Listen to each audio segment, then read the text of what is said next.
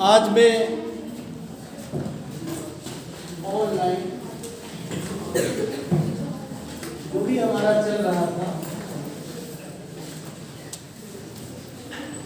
उसको ब्रेक न करते हुए यूनिट फर्स्ट जिसका सिलेबस मैं आपके सामने रख रहा हूँ और एक टॉपिक पढ़ाऊंगा। सिलेबस में है inertial and non inertial frame of reflection.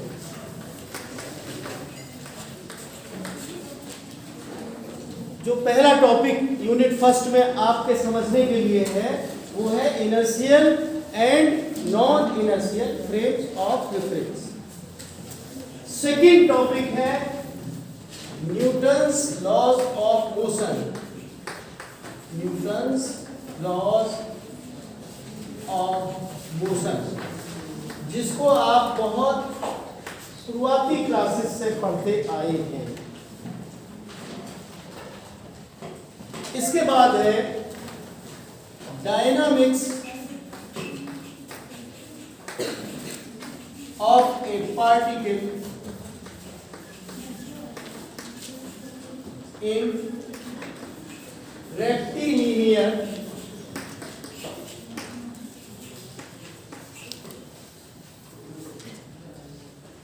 And circular motion. Circular motion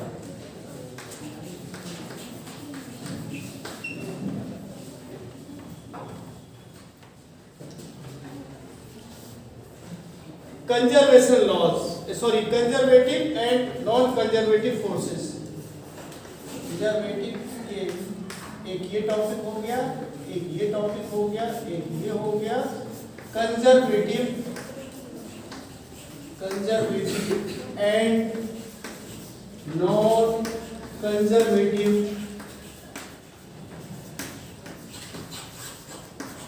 forces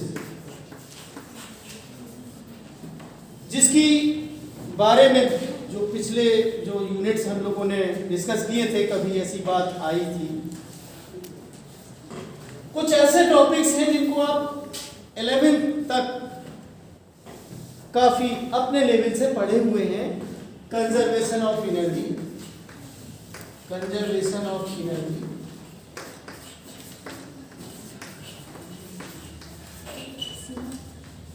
linear momentum,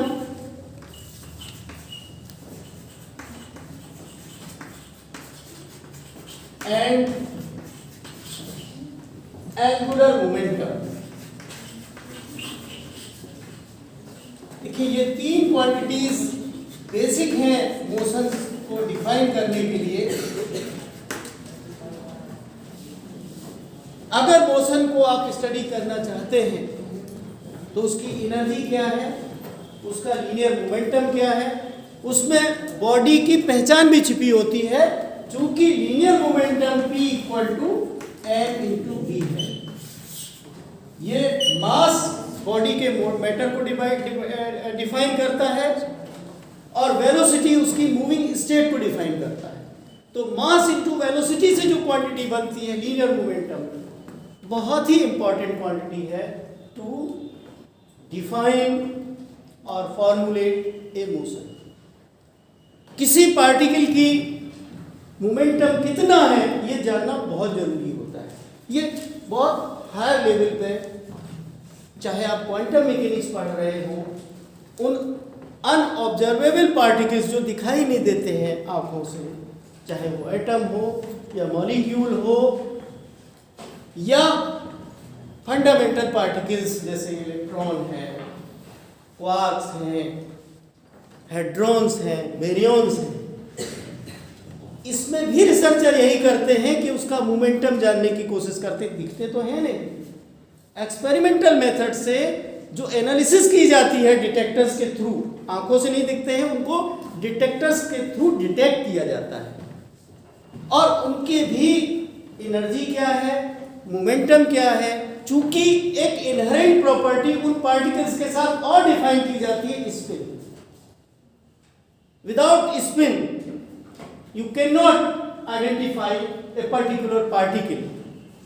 ये भी आपने अच्छे से पढ़ा हुआ है, चाहे वो इलेक्ट्रॉन हो, प्रोटॉन हो, न्यूट्रॉन हो, हाफ स्पिन पार्टिकल्स होते हैं। फोटोन भी इंटीग्रल स्पिन पार्टिकल होता है, ये आप जानते हो। स्पिन का इस यूनिवर्स के एग्जिस्टेंस में, इस मटेरियल वर्ल्ड के एग्जिस्टेंस में बहुत रोल होता है। तो जब तक हम शुरुआती लेवल पर क्लासिकल मैकेनिक्स से इन चीजों को नहीं जानते, तब तक आप हाई एनर्जी फिजिक्स, जो एडवांस फिजिक्स है, उसको भी नहीं समझ सकते हैं। तो जब भी मैकेनिक्स की बात आती है तो ये क्वांटिटीज जो है ये जरूर डिफाइन करनी आती है, जानना होता है उसका बेसिक्स क्या छिपा हुआ है, कंजर्वेशन ऑफ एनर्जी का क्या महत्व है, कंजर्वेशन ऑफ लीनियर मोमेंटम का क्या महत्व है। और आप अच्छे से जानते हैं जो रेक्टिलिनियर मोशन है, जैसे कि यहाँ पे लिखा रेक्टिलिनियर, ये स्ट्रेट लाइन मोशन है, एक लाइन में मोशन है सीधी, जिसको आप ट्रांसलेटरी मोशन भी कहते हैं। हिंदी वाले ऋजुरेखीय गति कहते हैं उसको। हिंदी वाले कितने लोग हैं इस क्लास में? तो आपने ऋजुरेखीय गति तो सुना ही होगा। एक क्या सीधी रेखा में के बजाय ऋजुरेखी शायद बोलते हैं ना। तो रेक्टिलिनियर मोशन वही ऋजुरेखीय गति है, ठीक है। और circular motion, rotational motion, spin motion, rotational का मतलब एक पॉइंट के अबाउट सर्कुलर पाथ में मूव करना, और जो हमारा स्पिन मोशन होता है वो भी रोटेशनल है, लेकिन अपने एक्सिस के अबाउट, किसी एक्सिस के अबाउट। आपको हमने बहुत अच्छे से अगर वीडियो देखे होंगे तो आपने मोमेंट ऑफ इनर्शिया जब पढ़ा है तो उसमें आपने रोटेशनल मोशन को बहुत, अगर आपने नहीं देखे हैं तो शुरुआत से देखिए, और जब आप देखेंगे तो उसके बियॉन्ड बहुत ज़्यादा आपको बुक्स में नहीं मिलेगा। उसमें फिलॉसफी जो फिजिक्स की छिपी होती है उसको मैं पढ़ाने की कोशिश करता हूँ। आप किसी भी लेवल की, चाहे इंटरनेट से आप कोई मैटर आप निकालेंगे तो वीडियो देखने के बाद उसको समझने की योग्यता आपको मिल चुकी होगी। आप उसके आगे बिना हमारे पढ़ाए भी खुद पढ़ सकते हैं। मैं इस एंगल से आपको बताने की कोशिश करता हूँ।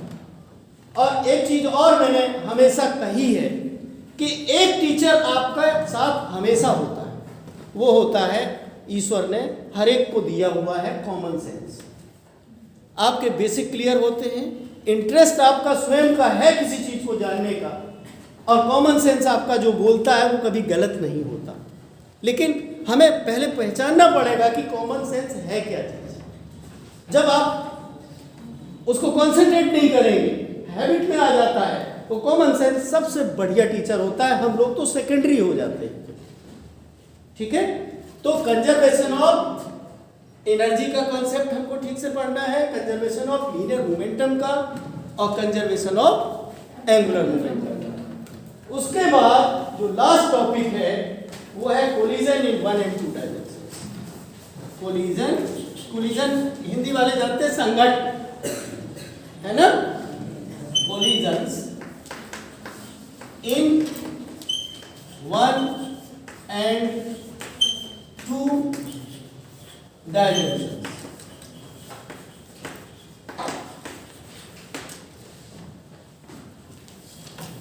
इसके अलावा इसमें कुछ नहीं, यही टॉपिक्स हम लोग को पढ़ने हैं। तो मुझे लगता है टाइम वेस्ट ना करें हम लोग। न्यूटन्स लॉज ऑफ मोशन पे अभी नहीं, जितना हमें डिस्कस करना होगा मैं नेक्स्ट में डिस्कस करूंगा। थोड़ा बहुत जरूरी है, बात कर लेंगे अपने एंगल से, वैसे तो आपका पढ़ा हुआ है। उसके बाद डायनामिक्स ऑफ ए पार्टिकल आप जानते हो ना, बॉडी भी आप जानते हो, अगर वीडियोस देखे होंगे। Body is a system of particles. Minimum particle कितने होने चाहिए एक बॉडी में? 2 पार्टिकल का एक ग्रुप है तो उसको बॉडी आप बोलेंगे, और उसका जो संख्या है बढ़ती चली जाती है, n पार्टिकल्स हो जाते हैं किसी भी बॉडी में। तो हम सिर्फ एक पार्टिकल, या बॉडी भी है तो उसको पार्टिकल की तरह ट्रीट करें। अगर हम पूरे अनंत ब्रह्मांड में, इनफाइनाइट यूनिवर्स में अपनी अर्थ को रिलेटिवली देखेंगे तो पूरी अर्थ एक पार्टिकल से ज्यादा नजर नहीं आएगी। ये तो परसेप्शन है कि हम किस चीज को पार्टिकल की तरह मानते हैं। और मैं कुछ एक्स्ट्रा बात भी कर देता हूं, फिर मैं फ्रेम ऑफ रेफरेंस वाला बताता हूं कि सब चीज रिलेटिव है, सब चीज रिलेटिव। अभी आज से 30-40 साल पहले तक हम लोग जानते थे कि फंडामेंटल या एलिमेंट्री पार्टिकल न्यूट्रॉन और प्रोटॉन है, जबकि आज की डेट में वो फंडामेंटल पार्टिकल्स नहीं रह गए। कितने लोगों को पता है? कितने लोग जानते हैं कि न्यूट्रॉन और प्रोटॉन फंडामेंटल पार्टिकल्स अब नहीं है? बताएंगे कुछ? Sir, now they can be broken into more parts like leptons and quarks. शाबाश, सी इज राइट। जिसका इंटरनल स्ट्रक्चर ना हो, किसी और से मिलके ना बना हो, वही फंडामेंटल पार्टिकल हो सकता है। डिफरेंट लोग डिफरेंट तरीके से भी बोलते हैं उसको। कॉम्पटन वेवलेंथ की साइज से अगर छोटा है या उसके कंपेरेबल है तो वो फंडामेंटल पार्टिकल काउंट किया जा सकता है। लेकिन न्यूट्रॉन प्रोटॉन क्वार्क से मिलके बना है। जो फंडामेंटल पार्टिकल्स हैं उनमें से आपका इलेक्ट्रॉन है जो स्टेबल पार्टिकल। इसके अलावा फोटोन है, न्यूट्रिनोज है। न्यूट्रिनोज पे भी 10-12 साल पहले, 8-10 साल पहले नोबेल प्राइज मिला है। बहुत स्पेशल टाइप का पार्टिकल है। मतलब सबसे ज़्यादा इंटरेस्टिंग तो यही पार्टिकल्स को जानना है, जीरो को जानना है, न्यूक्लियस को जानना है, ये सब स्टोरी चलती है। उसके बाद ये कोलिजन या संघट्ट भी आपने पढ़ाई हुआ है। Conservation of energy, linear momentum के बारे में हमने बात कर ही ली है।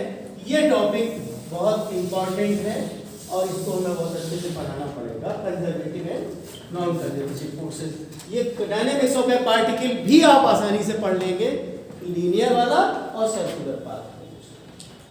वैसे इसमें तो दायरा बहुत बड़ा हो सकता है। मोशन ऑफ चार्ज पार्टिकल आप दिखाते हो, इलेक्ट्रिक फील्ड में, मैग्नेटिक फील्ड में सर्कुलर पाथ बनाता है, हेलिकल पाथ भी बनाता है। रेंज बहुत है, लेकिन सारा रेंज में हम जानबूझ के नहीं जाएंगे क्योंकि हमें उसकी फिलॉसफी समझनी है और plus examination point of view से हम बिल्कुल सही रहें।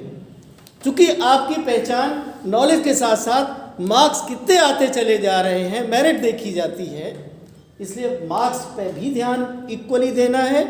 दोनों तरीके से पढ़ना है, मार्क्स के लिए भी पढ़ना है और ज्ञान के लिए भी पढ़ना है। तो ये आपको सिलेबस सामने रख दिया है, बारी बारी से हम लोग डिस्कस करेंगे। और पहला topic inertial and non inertial frames of reference हम डिस्कस करने जा रहे हैं। ये फ्रेम ऑफ रेफरेंस क्या है? थोड़ा सा माइंड को कॉन्सेंट्रेट करिए। कॉन्सेंट्रेट करना का मतलब नॉर्मल रखिए, कॉन्सेंट्रेशन का मतलब नॉर्मल सी।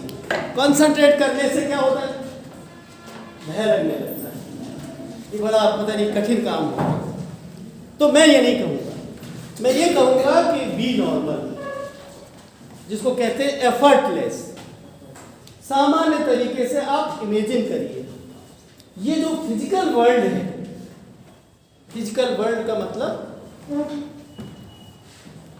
हिंदी वाले जानते हैं भौतिक संसार, ये पूरा यूनिवर्स।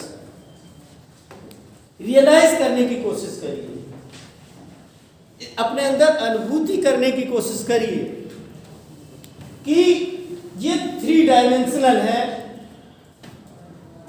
मैकेनिक्स के पॉइंट ऑफ व्यू से। क्लासिकल मैकेनिक्स के पॉइंट ऑफ व्यू से 3 डायमेंशंस है, लंबाई, चौड़ाई, ऊंचाई। हर चीज जो भी बॉडी होगी, मैटर होगा, पूरा स्पेस ही स्पेस है पूरे अनंत में। और उसमें बॉडीज जो मैटर की हैं वही व्यवस्थित तरीके से नियमों के आधार पर मूव कर रही है। और मूव करते हुए अपनी स्टेबिलिटी भी बनाए हुए हैं। जानते हैं आप अच्छे तरीके से क्या है? गैलेक्सीज हैं, उसमें से एक गैलेक्सीज अपनी चुन लीजिए, बहुत सारी गैलेक्सीज, और उस गैलेक्सी को हमने सिलेक्ट किया। ऐसे तो हम देखते रहेंगे और कुछ हम एनालाइज नहीं कर पाएंगे। अपनी ही एक गैलेक्सी में सन है, सन मतलब जो स्टार होते हैं वो भी सन ही है। दूसरा वाला सन है, ये हमारा अपना सन है जिसके प्लैनेट्स हैं, उसमें से हमारी अर्थ भी एक प्लैनेट के रूप में है। जो उसकी स्टेबिलिटी है, अगर वो रोटेट ना करे प्लैनेट सन के अराउंड, क्या स्पेस में वो एग्जिस्ट कर सकता है? मैं आप लोगों से पूछ रहा हूं। कोई प्लैनेट एग्जिस्ट नहीं कर सकता विदाउट रिवोल्यूशन अराउंड सन। यह बात अलग है, केप्लर्स लॉज में आप पढ़ेंगे कि सन फोकाई पे होता है, एलिप्टिकल ऑर्बिट में चलता है, इक्वल टाइम इंटरवल में इक्वल एरिया स्वीप करता है। इस तरीके की बातें वो पढ़ाई वाली हो जाती है। लेकिन मोटे तौर पे आप जाने कि प्लैनेट्स रिवॉल्व कर रहे हैं। अगर ये कहा जाए कि ब्रह्मा जी ने रचना करी, तो आप यही मान लीजिए कि ब्रह्मा जी ने ग्रेविटेशनल फोर्स दे दिया, मैटर को क्रिएट कर दिया, और एक बड़ा सा जो हमारी जो फिजिक्स के पॉइंट ऑफ व्यू से ब्लैक होल की थ्योरी आपने पढ़ी है, बिग बैंग की थ्योरी पढ़ी है कि कभी ऐसा था, फिर मैटर का रचना हुई, और उसके बाद वो एक फोर्स है।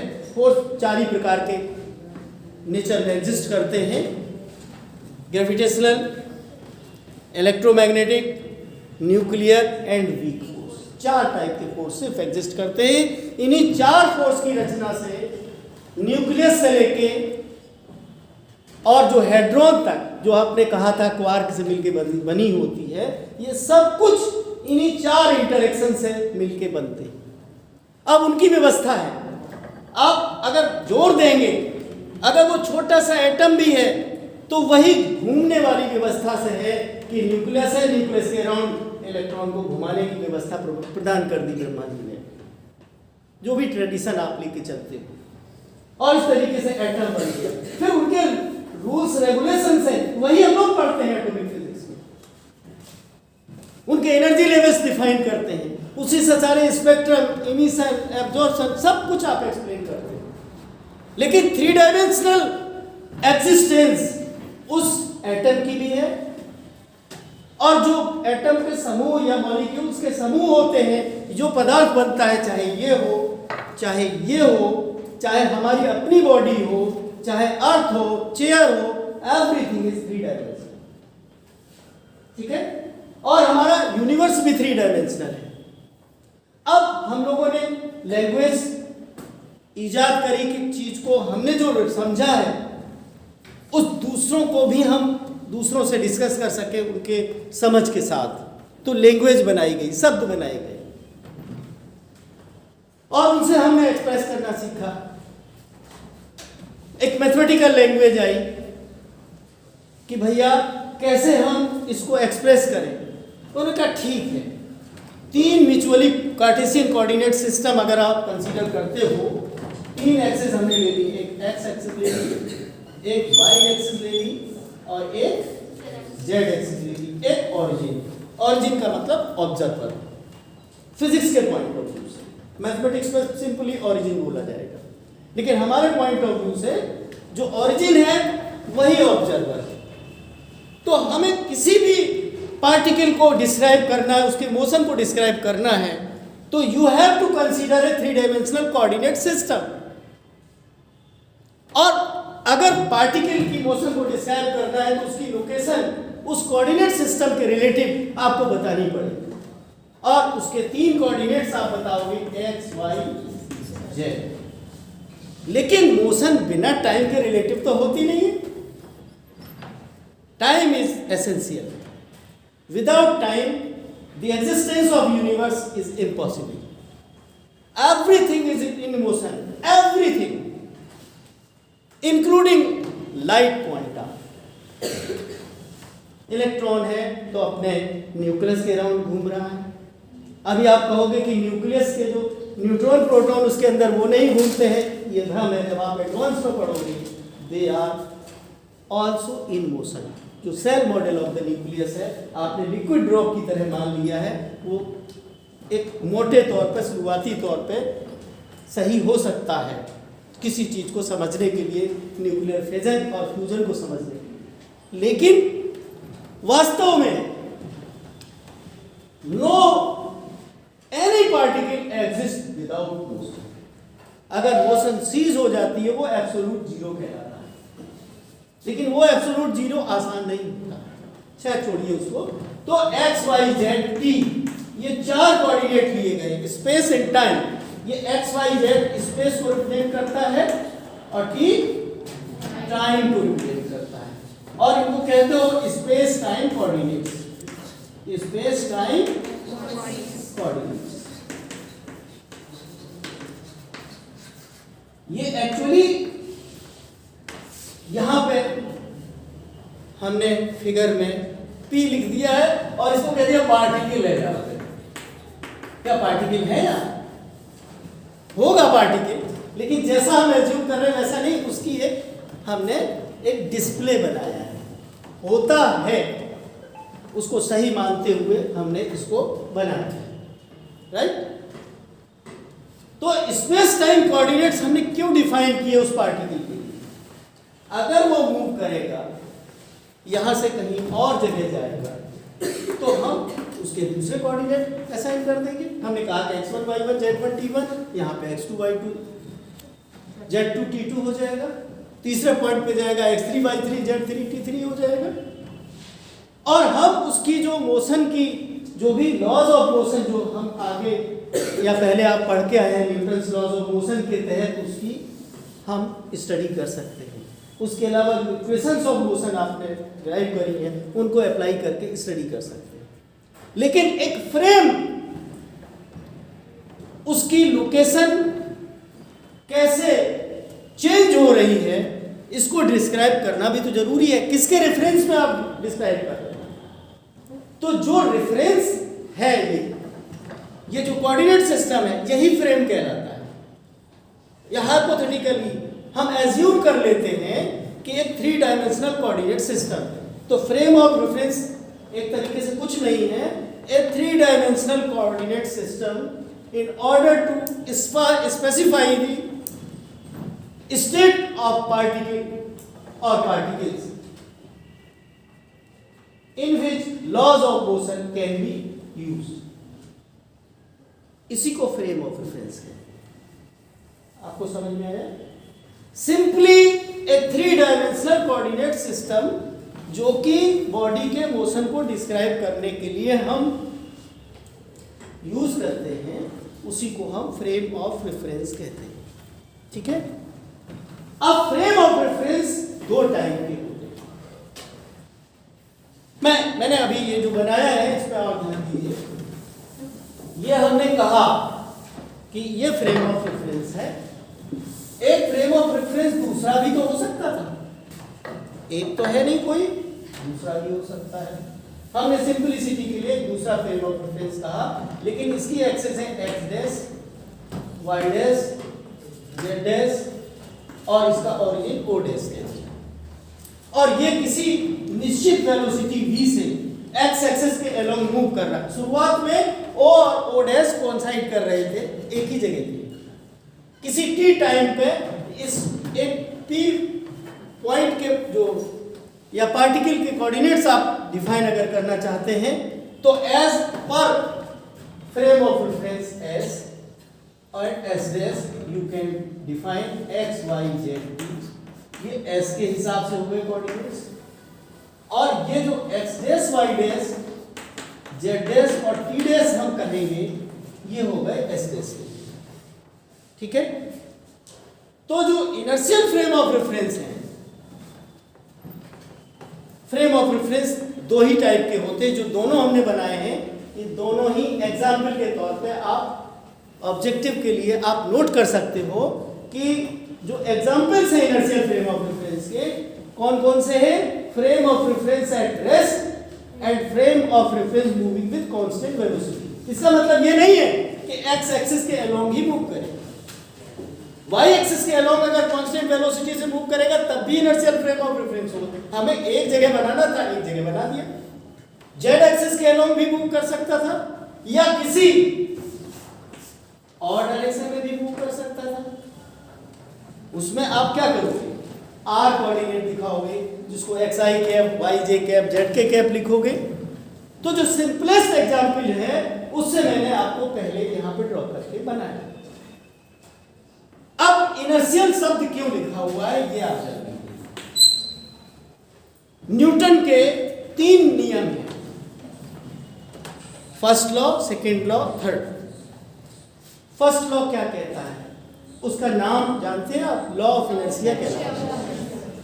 तो फर्स्ट लॉ कहलाता है Newton's first law, Newton's first law. ये लॉ ऑफ इनर्शिया कहलाता है,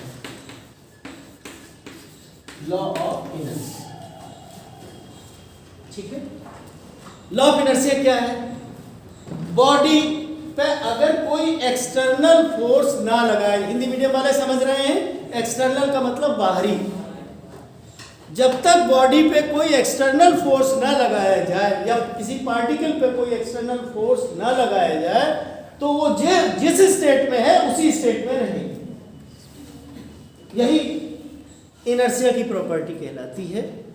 और इसको सबसे पहले पहचाना अकेले न्यूटन ने नहीं पहचाना, ये भी आप जानते हो, गैलीलियो थे साइंटिस्ट, उन्होंने लेकिन तीनों नियम नहीं बनाए थे, लेकिन जो पहले नियम को न्यूटन से पहले गैलीलियो ने बोला था, है ना। तो गैलीलियो का नियम भी कहलाता है लॉ ऑफ इनर्शिया। उनके सम्मान में गैलीलियो के नियम से भी जाना जाता है। तो अगर ऐसे फ्रेम ऑफ रेफरेंस जिसमें लॉ ऑफ इनर्शिया होल्ड करता हो उसको law of inertial frame of reference. Second law क्या है न्यूटन का, न्यूटन का सेकेंड लॉ क्या है,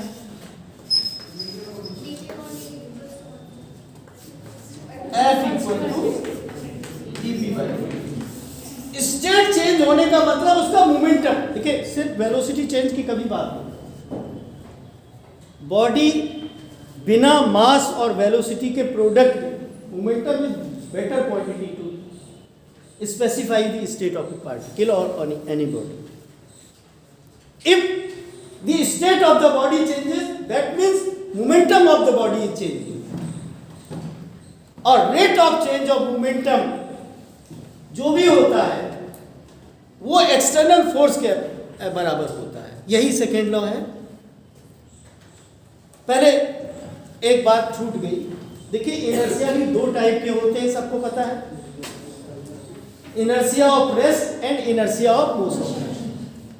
अगर वो रेस्ट में है तो रेस्ट में रहेगी, अगर वो मूव कर रही है तो जो उसकी वेलोसिटी है उसी वेलोसिटी से मूव कर रही है। ठीक है, अब अगर उसकी वेलोसिटी चेंज होती है तो हम मानेंगे कि उसका स्टेट चेंज हो रही है। ठीक है, if velocity remains constant then state of the body is constant. ठीक है, तो बॉडी की स्टेट जब बदल ही नहीं रही है, चाहे वो रेस्ट की हो चाहे मोशन की, तो यही प्रॉपर्टी इनर्शिया की कहलाती है। क्या कहलाती है, इनर्शिया। बॉडी जिस स्टेट में है उसी स्टेट में रहना चाहती है। अगर आपको क्लास ना पढ़ना होता तो आप यहाँ कॉलेज आते थोड़ी, अपने घर में रहते। तो यही तो इनर्शिया है, जो स्टेट जिस स्टेट में है उसी स्टेट में रहना चाहता है। यही तो inertia of rest, inertia of motion. तो ये कांस्टेंट वेलोसिटी से मूव कर रही है या रेस्ट में है, ये इनर्शिया ऑफ रेस्ट का पालन कर रही है, ये इनर्शिया ऑफ मोशन का पालन कर रही है। जब बॉडी की स्टेट चेंज होती है तो वो किसी एक्सटर्नल फोर्स के द्वारा चेंज होती है। Without external force you can not change the state of the body. आप सोचोगे कि हम एक बार कार स्टार्ट कर देते हैं, उसके बाद फिर हम नहीं फ्यूल ही नहीं चलाते, वो रुकेगी नहीं क्योंकि फोर्स उसमें हम लगा ही नहीं रहे।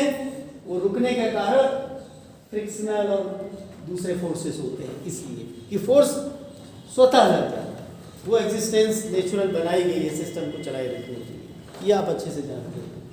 तो इनर्शियल फ्रेम ऑफ रेफरेंस, ये जो सेकंड लॉ है F = dp/dt, ये सेकंड लॉ, अगर इसमें फोर्स लगाया भी जाए तो इस नियम के तहत होगा। तो ज्यादा जनरल वे में जब डिफाइन किया जाता है इनर्शियल फ्रेम ऑफ रेफरेंस को, तो उसमें केवल लॉ ऑफ इनर्शिया नहीं बोलते, न्यूटन के पहले और दूसरे नियम जिसमें लागू होते हैं वो इनर्शियल फ्रेम ऑफ रेफरेंस होते हैं। Those frame of reference in which Newton's first and second law hold good are known as inertial frame of reference। कोई प्रॉब्लम समझने में?